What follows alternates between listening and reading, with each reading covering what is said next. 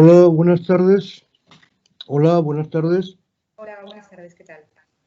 Pues hoy en Radio Comillas tenemos a Alejandra Jacinto, que es portavoz de la plataforma de afectados por la hipoteca y también es abogada. Vamos a hablar del tema de la vivienda en Madrid y en España.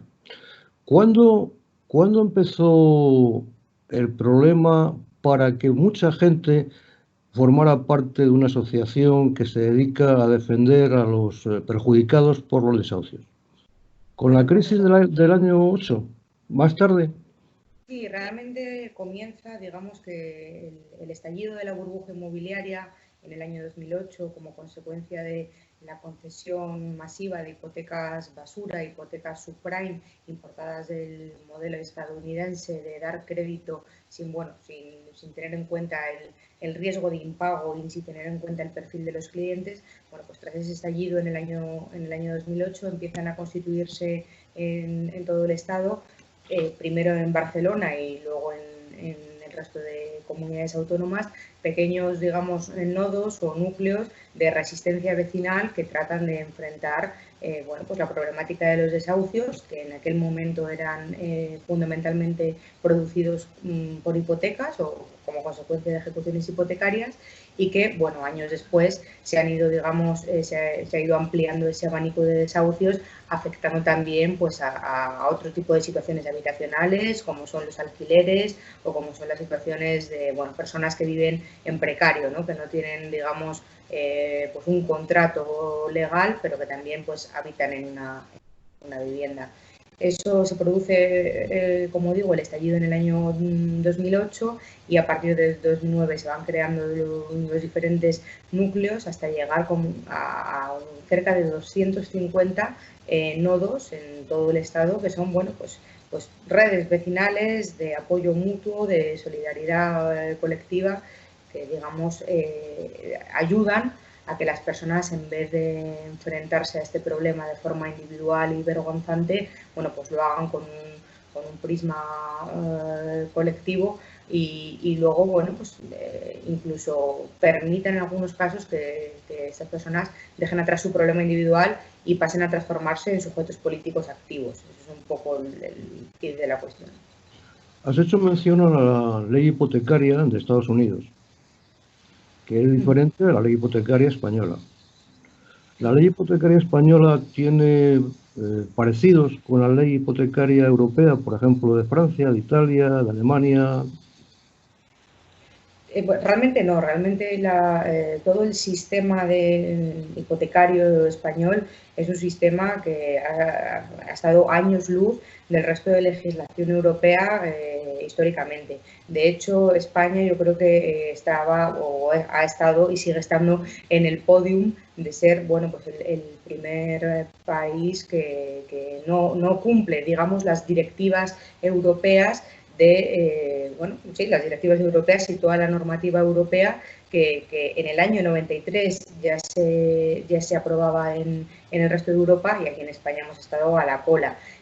Por que lo entiendan los oyentes, es un poco, bueno, pues digamos que la legislación española no admite, por ejemplo, figuras tan esenciales como es la dación en pago, que es, bueno, pues si una persona no puede hacer frente al pago de la deuda que tiene sobre su vivienda, bastaría con la entrega de la vivienda para cancelar esa deuda. Esa imposibilidad que existe a día de hoy todavía en el sistema hipotecario español, pues es una cosa que no vemos en el resto de países de la Unión Europea, ni incluso en Estados Unidos, donde sí que se acepta la dación en pago, bueno, pues como negocio jurídico perfectamente válido para, bueno, pues para cancelar una deuda, ¿no? Tiene todo el sentido del mundo. Tú no puedes pagar, pues devuelves el bien por el cual te habías endeudado, y ahí acaba la cuestión.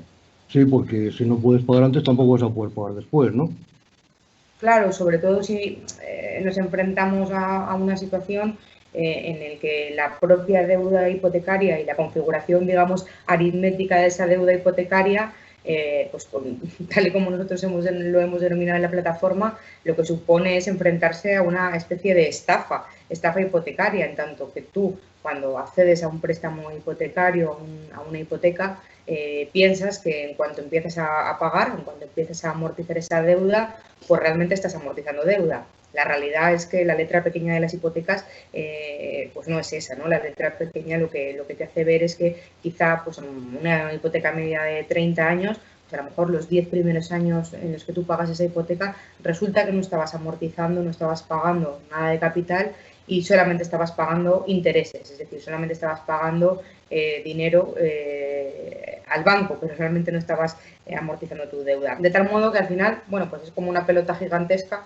que te impide en la práctica poder amortizar un préstamo a corto plazo. El Tribunal de Justicia de la Unión Europea, no sé si se llaman, tú eres abogada, yo no soy abogado, no sé si son directivas, directrices, recomendaciones. Ahora, bueno, los tribunales españoles, durante estos últimos años, sentencias que yo no sé si se han llevado a cabo o se han aceptado esos dictámenes europeos. Sí, realmente el Tribunal de Justicia de la Unión Europea ha condenado a España hasta en 11 ocasiones, que es bastante, ¿no? 11 veces ha tenido que condenar a España. Todo esto hablamos desde hace 10 años atrás, o sea, tampoco en casi una condena por año, por efectivamente no transponer adecuadamente las directivas europeas de protección a los consumidores. Hay que tener en cuenta también que toda la protección que viene de Europa en esta materia, en materia de derecho a la vivienda, no nos viene tanto por la protección o porque Europa entienda que todos tenemos el derecho humano a una vivienda digna, sino porque nos otorgan una protección como consumidores, que esto es también un dato importante, ¿no? Pero bueno, en todo caso, el incumplimiento sistemático por parte de España y por parte de muchas veces de sus tribunales a cumplir las sucesivas directivas de protección a los consumidores ha provocado que haya habido 11 condenas. A raíz de eso, el Gobierno, pues, en sucesivas reformas, se ha tenido que poner las pilas, no le ha quedado más remedio y ha tenido que ir, bueno, pues mejorando algunos aspectos de la legislación hipotecaria para tratar de adaptarla a la legalidad europea. Sigue sin ser suficiente y a día de hoy, bueno, pues seguimos padeciendo abusos bancarios en ese sentido. Es cierto que se ha avanzado mucho en los últimos años y yo creo que sí se ha podido avanzar tanto, sin duda, es bueno, pues por la lucha colectiva y por la visibilización pública de este problema de fondo, principalmente por actores como la plataforma Afectados por la Hipoteca y sin duda también, bueno, pues por las condenas por parte de este Tribunal de Justicia al que hacías mención. Tú fuiste partícipe de una iniciativa legislativa en la Comunidad de Madrid. Fuiste ponente en esa... Sí. Sí, lo que hicimos en el año... ¿Cómo quedó? Porque hubo un cambio de gobierno. Tú lo presentaste con el gobierno, bueno, en Madrid cuando estaba Carmena, creo recordar que cuando estaba Carmena, y ahora, bueno, las circunstancias distintas. ¿Aquella ponencia o llegó algo?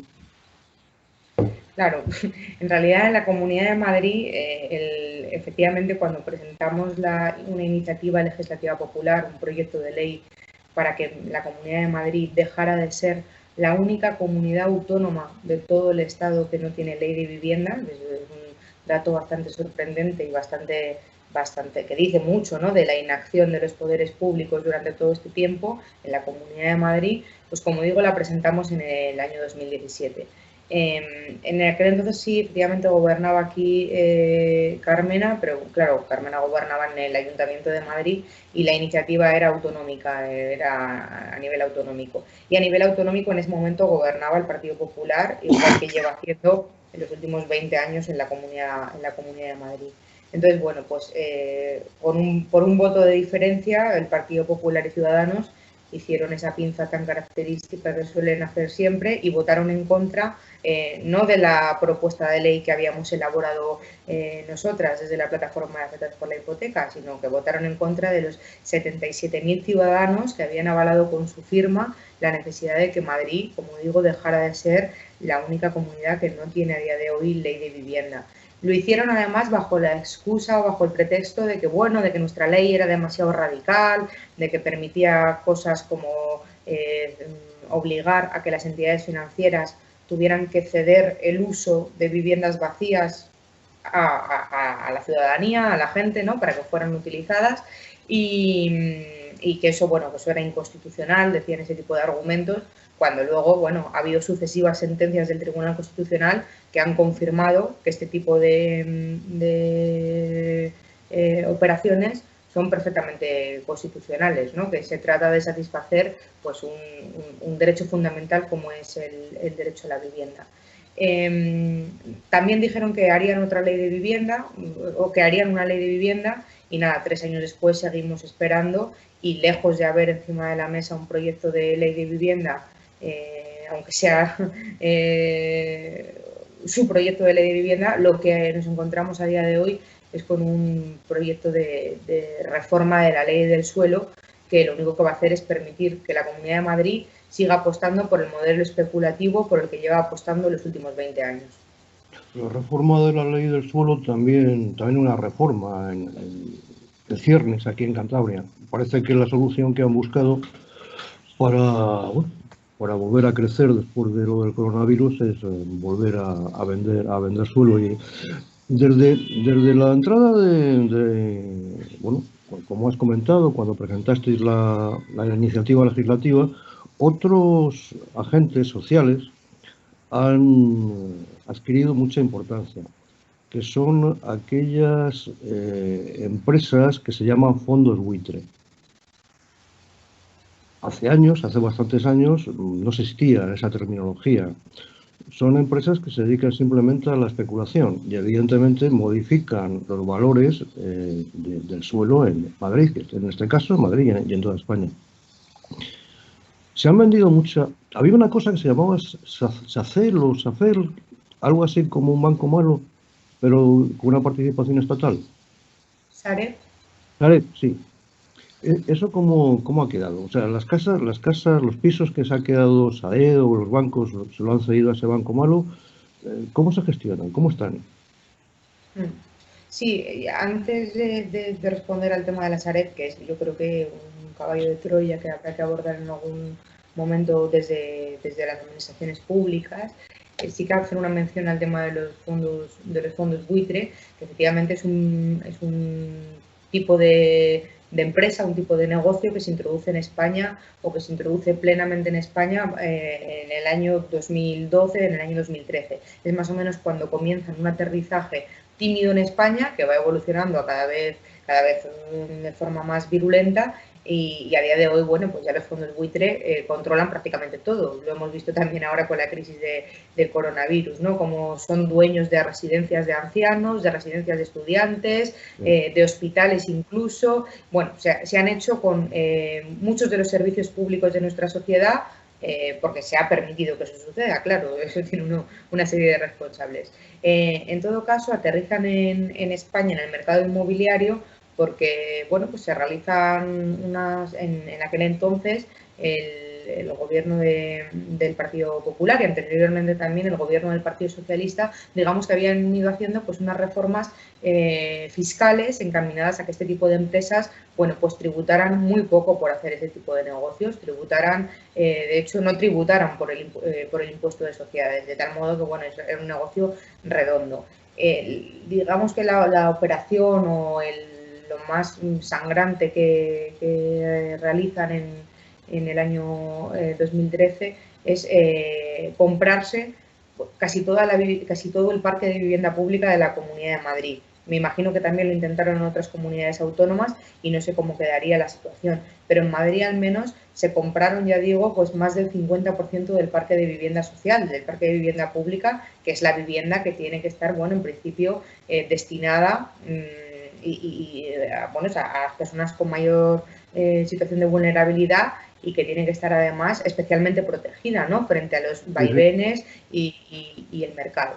Y bueno, se compraron toda la vivienda pública y luego a partir de ese momento se han ido también comprando bueno, pues mucha vivienda privada, mucha vivienda proveniente de ejecuciones hipotecarias, de personas que, bueno, no pueden pagar su préstamo hipotecario, y la entidad financiera lo que hace es un paquete gigante de hipotecas morosas, por así decirlo, y se lo vende a un fondo buitre, a un fondo que opera o que tiene sede, pues, por ejemplo, en Luxemburgo o en Delaware, en cualquier tipo de paraíso fiscal. Se compran todo ese tipo, toda esa deuda morosa, y lo que hacen es, bueno, pues luego extorsionar a esa persona para intentar obtener pues rentabilidad de esa deuda en impago que han comprado, ¿no? Tratando de decirle, oye, ahora soy el dueño de tu deuda yo, y necesito que me pagues, y bueno, te llaman, te extorsionan hasta que, bueno, mucha gente desgraciadamente paga, y otra mucha pues emprende una batalla contra sus malas artes, ¿no? Y luego, en paralelo a todo esto, pues se crea... Perdona que te interrumpa. Cuando la gente, digamos, que no acepta y se defiende, ¿qué es lo que ocurre? Bueno, pues pasa un poco de todo. Es verdad que judicialmente a día de hoy o jurídicamente se ha avanzado en algunas herramientas legales para impedir o por lo menos tratar de obstaculizar que ese fondo buitre cobre esa deuda, y muchas veces, tratando de jurídicamente obstaculizarles el camino, lo que haces es conseguir generarles un incentivo para que negocien contigo.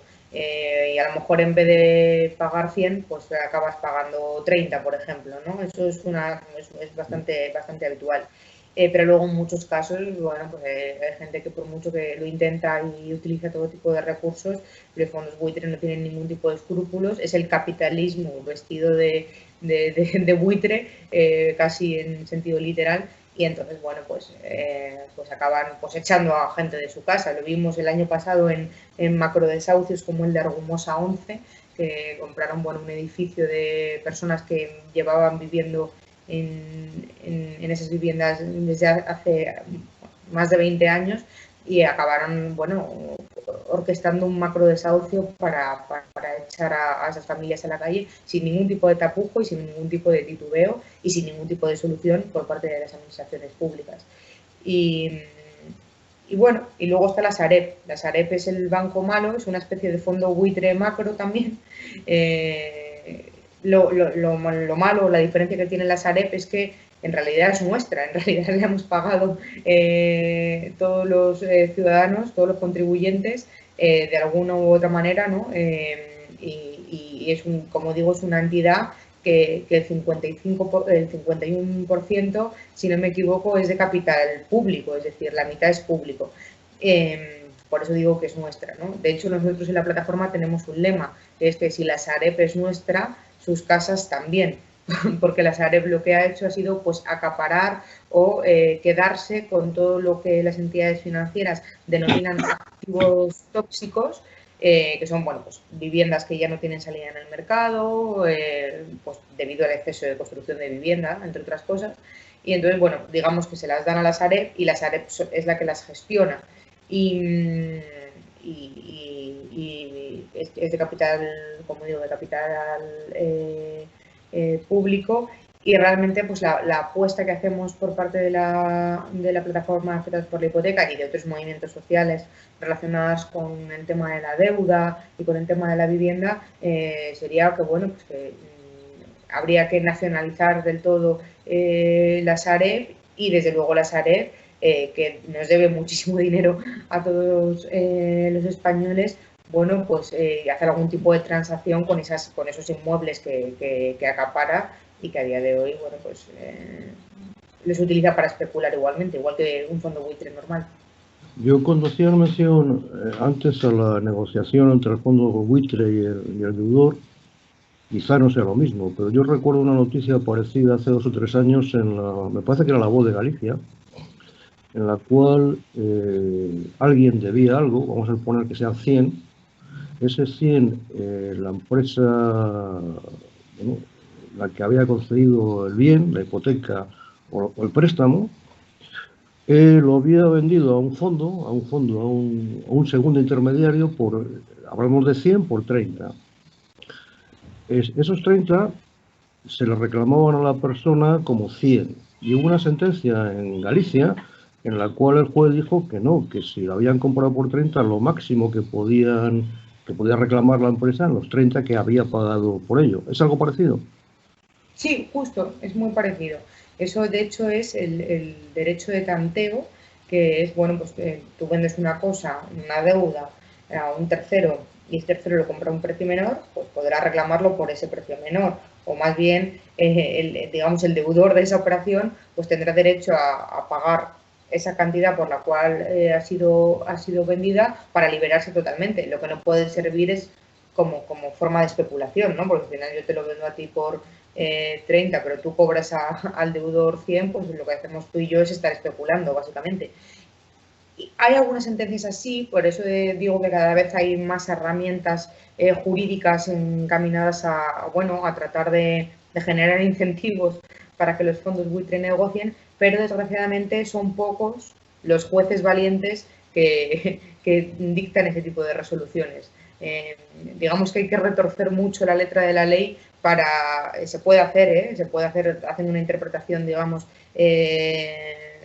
proactiva, una interpretación protectora más bien, se puede dar este tipo de interpretaciones, pero todavía digamos que no hay una corriente masiva de jueces que interpreten de esta manera. Alejandra, cuando empiezan las ejecuciones hipotecarias, los desahucios, y adquieren un gran número a partir del año 2008, con la crisis financiera, ¿era porque, según decía el gobierno de entonces, los españoles vivíamos por encima de nuestras posibilidades?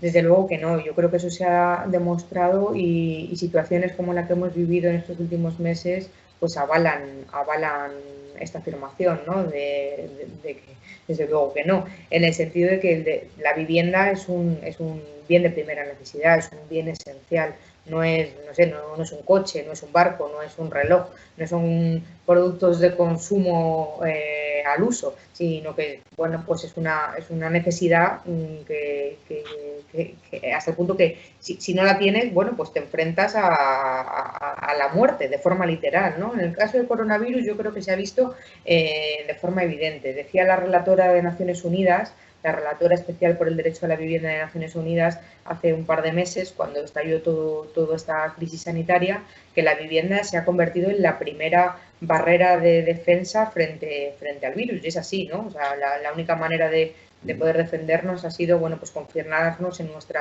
nuestras viviendas, y es la única manera de proteger el derecho a la salud por encima de todo lo demás, que al final es lo más importante.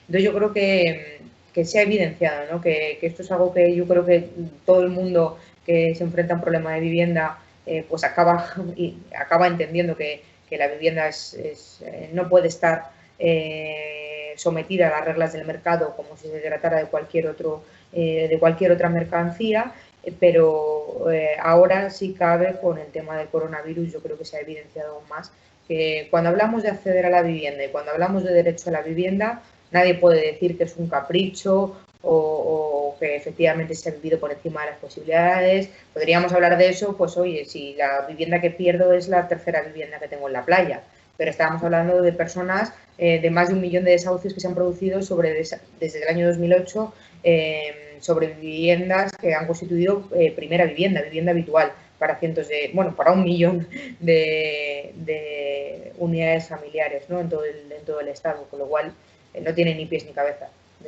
decir eso. Sin embargo, quizás te he interpretado mal, pero cuando hacíamos referencia a los tribunales de justicia europeos referente a la ley hipotecaria, yo no te entendí que los tribunales defendieran especialmente a los ciudadanos, sino a los usuarios. Sí, eso lo explico porque es curioso, es que toda la protección, digamos, que viene de Europa, de una Europa que es capitalista también, ¿no? Digamos que la protección que hemos ido adquiriendo en el sistema hipotecario viene por la protección que nos da Europa en tanto en cuanto a los ciudadanos nos considera consumidores. Y la protección viene de ahí, ¿no? Protege nuestros derechos como consumidores. Y pues como consumidores también, digamos, tenemos un plus de protección si lo que estamos consumiendo, por así decirlo, es nuestra primera vivienda, nuestra vivienda habitual. pues hay ahí como un plus de protección respecto a, pues yo qué sé, pues a comprar manzanas, por poner un ejemplo, ¿no? Pero nos protegen desde ahí, desde ese prisma, y no desde el prisma de los derechos humanos, que es desde donde nosotros entendemos que nace la protección jurídica de todo esto, ¿no? De que el derecho a la vivienda es un derecho humano, lo dice el artículo 25 de la Declaración Universal de Derechos Humanos, y nuestro país, España, ha suscrito diferentes y numerosos tratados internacionales que aseguran que el derecho a la vivienda es un derecho humano, lo cual, bueno, pues entra en colisión también muchas veces con la propia configuración del derecho a la vivienda aquí en nuestro país. Bueno, nuestra Constitución, el derecho a la vivienda, digamos, está enmarcado dentro del catálogo de derechos sociales, principios rectores, pero no está consagrado como un derecho fundamental, ¿no? Entonces, eso es una batalla que tenemos por delante y que llevamos, bueno, pues llevamos dándola desde hace 10 años, tendente a eso, bueno, pues quizá acabar incluso en una reforma constitucional o acabar modificando determinadas leyes para que el derecho a la vivienda tenga reconocida esa fundamentalidad que luego permite, bueno, pues por ejemplo, cosas. O sea, esto parece un poco abstracto, pero es importante, ¿no? Porque, por ejemplo, que un derecho sea fundamental implica que yo pueda ir ante un juez y le pueda decir: oiga, señor juez, yo tengo derecho a la vivienda y, por tanto, la administración pública me tiene que proveer de una vivienda. Si eso a día de hoy no se puede hacer, es porque el derecho a la vivienda no es un derecho fundamental. Sin embargo, con otros derechos fundamentales sí que se puede hacer. Entonces, es importante, digamos, seguir dando la batalla para algún día, quizá, tratar de alcanzar esa fundamentalidad que necesitaría el derecho a la vivienda. No sé si me he explicado bien. Sí, sí, sí, estoy de acuerdo contigo. Yo era una matización para que continuaras tú con la idea, ¿no? Yo lo veo clarísimo. Yo veo que en esta sociedad europea, para tener derechos antes tenemos que consumir.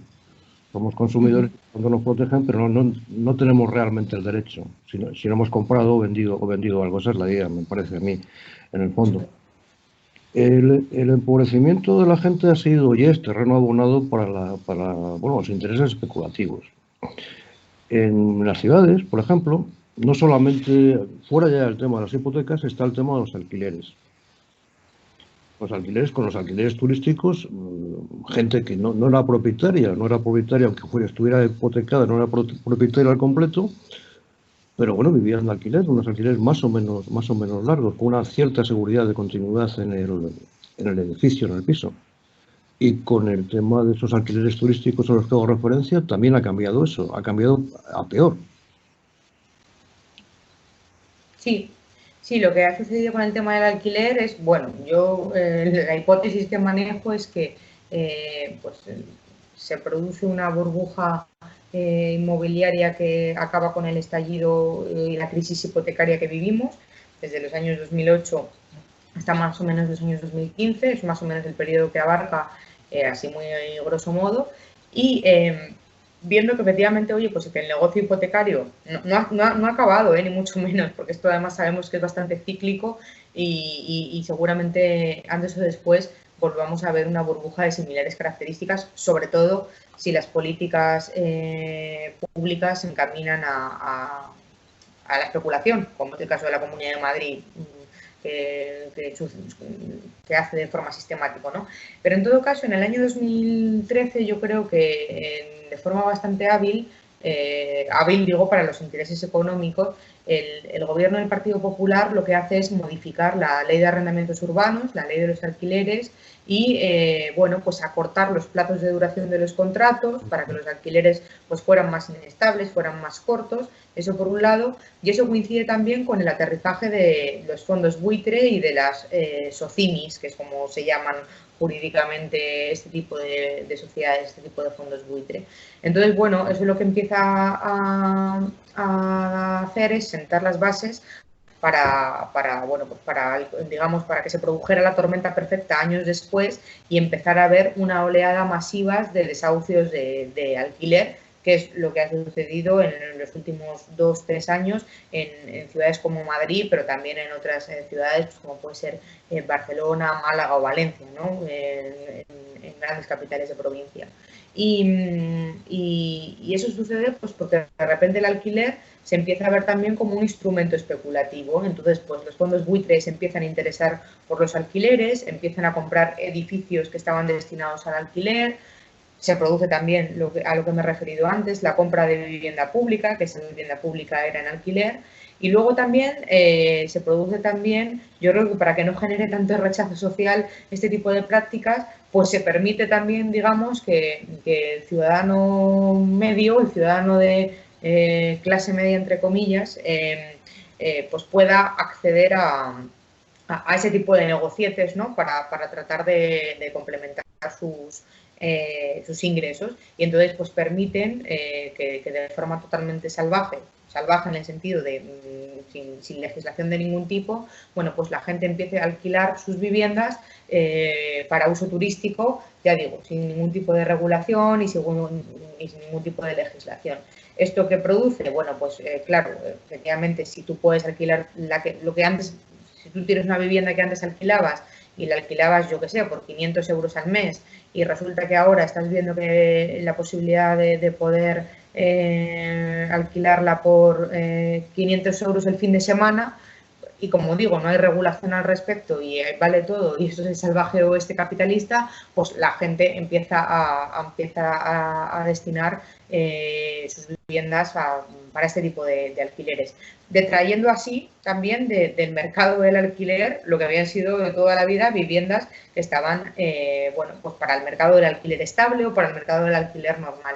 Eso, como digo, sumada a la legislación, digamos, liberalizadora de los alquileres, al aterrizaje de los fondos buitre, bueno, pues provoca la tormenta perfecta y bueno, los datos hablan por sí solos. En los últimos años el aumento de los desahucios se ha producido por la vía de los desahucios por impago de alquiler, y sin embargo los desahucios hipotecarios han ido descendiendo, y han ido descendiendo no porque ya estuviera solucionado el problema hipotecario, sino porque, como hemos hablado también antes, el Tribunal de Justicia de la Unión Europea ha ido condenando sucesivamente al Estado español en sucesivas ocasiones y bueno, mientras España hacía las reformas necesarias, digamos que eso sí que ha supuesto una especie de tapón o una especie de parón a esas ejecuciones hipotecarias.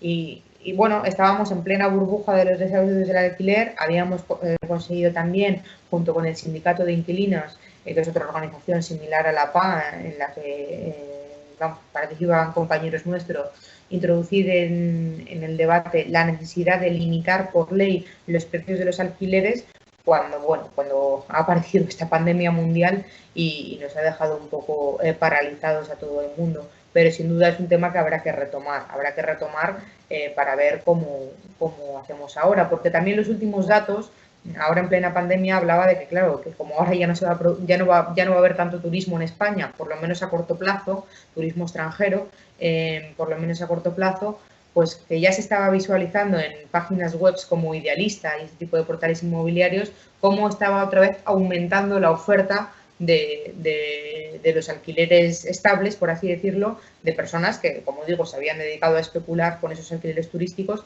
y ahora, bueno, pues como saben que no va a haber turismo en el próximo año, por ejemplo, pues han dicho, bueno, voy a volver a poner la vivienda en el mercado de alquiler estable, entre comillas. Lo que desde luego hay que hacer es aplicar una legislación y aprobar legislación para que esto no sea una cuestión de voluntades individuales y de negocios individuales, de bueno, ahora a mí me compensa, entonces retiro la vivienda y lo pongo al mercado turístico, y ahora ya me deja de compensar y entonces sí. No, hombre, esto tiene que ser un poco más serio y hay que regularlo. Oye, una pregunta que se me ocurre, y después de escucharte los nombres que has dicho, no sé por qué. ¿Existe un cartel que adultere el precio de la vivienda? ¿Perdón, puedes repetir? ¿Existe un cartel que adultere el precio de la vivienda? Sí, claro, sí. Nosotros la sensación que tenemos, y de hecho hay una investigación de si no me equivoco, de la CNMV, de la Comisión Nacional la Comisión Nacional de Competencia, perdón, que investiga que en portales web como Idealista y este tipo de Fotocasa y todos estos portales inmobiliarios, bueno, pues hay indicios, por lo menos, no sé si no está confirmado, pero hay indicios de que se adulteran los precios de la vivienda, claro que sí. Y bueno, hay empresas que realmente su mera presencia, por ejemplo, Blackstone, ¿no? Blackstone es el mayor fondo buitre del mundo y Blackstone acapara en todo el Estado español más del 50% del parque de vivienda en alquiler. Entonces, bueno, claro, pues sí, pues es una especie de oligopolio, ¿no? O sea, si al final los mayores caseros de nuestro país pues son fondos de inversión y luego, pues ya digo que se está investigando, ¿no? Las prácticas y las operaciones de este tipo de portales inmobiliarios como Idealista, bueno, pues al final de una u otra manera se alteran los precios de la vivienda, claro. Con la desgracia del coronavirus, el Estado español, el gobierno español, ha actuado en el tema de los alquileres. Ha creado una moratoria en el tema de los alquileres. ¿Qué va a ocurrir a partir de ahora? Que parece ser que la epidemia retrocede. Pues ha creado una moratoria que está bien y había que crearla como no puede ser de otra manera. Lo que es una moratoria insuficiente. Es una moratoria insuficiente porque es solo por 6 meses. No parece que en 6 meses la gente vaya a estar recuperada económicamente de esta situación como para poder permitirse ser desahuciada dentro de 6 meses. No tiene demasiado sentido. La moratoria tendría que ser, por tanto, mucho más larga. Eso por un lado, y luego por otro lado porque no es para todo tipo de casos, es decir, hay que acreditar una serie de requisitos y una vulnerabilidad bastante extrema para poder acogerte a esa moratoria.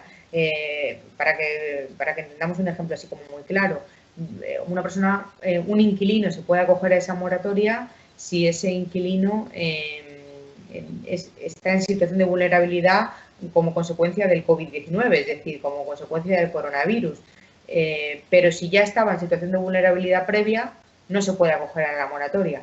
Esto no tiene ningún sentido. O sea, no tiene ningún sentido que una persona que tuviera pocos ingresos en el mes de febrero pueda ser desahuciada dentro de 3 meses y una persona que pase a tener pocos ingresos como consecuencia del COVID en abril no pueda ser desahuciada en los próximos 6 meses.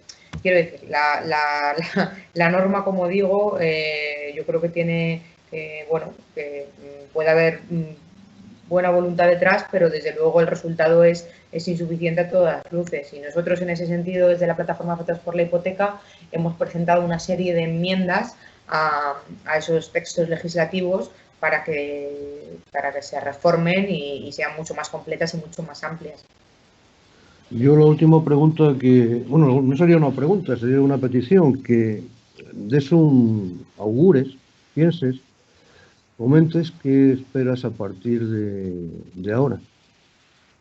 Acabo el coronavirus, ¿qué se te ocurre que pueda hacer el Estado español? Evidentemente tiene que tomar, Sí. va a tomar una componente más social. ¿Piensas Es tú? una buena pregunta. No, pues yo, vamos, desearía que sí y esperaría que sí, pero realmente no lo sé. O sea, creo que se enfrenta a una encrucijada considerable, ¿no? Y al final va a tener que decidirse, va a tener que demostrar y las políticas públicas que adopte pues, van a ser la prueba de si efectivamente pues el gobierno es tan progresista como se autodenomina o era más una cuestión estética y no tanto en el fondo. O sea, creo que la prueba pues, la vamos a ver en los próximos meses con el tipo de políticas que implemente. Creo que hay algunas medidas que ha adoptado ya que van en el buen camino, pues como por ejemplo el tema de los ERTES o esta misma medida en materia de los alquileres, pero que sin embargo no son suficientes, no son suficientes porque el enemigo que hay enfrente es muy poderoso. Estamos hablando de fondos buitre internacionales como Blackstone, que como digo se ha comprado toda la vivienda pública de la Comunidad de Madrid, pero que son también dueños de las residencias de ancianos donde ha muerto gente a raudales. Entonces, el tema es bastante inmenso y el enemigo es bastante poderoso y habrá que ver, bueno, si efectivamente esa voluntad política que parece que tienen se traduce en hechos. Yo no me voy a mojar, no sé si sucederá o no, esperemos que sí, porque realmente hay vidas en juego. Esos enemigos a los que hace referencia, los partidos políticos opuestos al gobierno actual, son intermediarios de esos enemigos tan poderosos. Yo creo que sí, yo creo que son intermediarios o facilitadores o cómplices, bueno, hay muchas formas de llamarlo, son cooperadores necesarios de esos enemigos en muchos de los casos, porque el tipo de políticas que implementan, desde luego, son muchas veces casi una alfombra roja para los intereses económicos de esos enemigos que son pocos, pero son muy poderosos. Bueno, pues Alejandra Jacinto Uranga, muchísimas gracias por tus opiniones. Pues muchas gracias por el programa y por invitarme. Gracias a ti. Hasta luego. Hasta luego.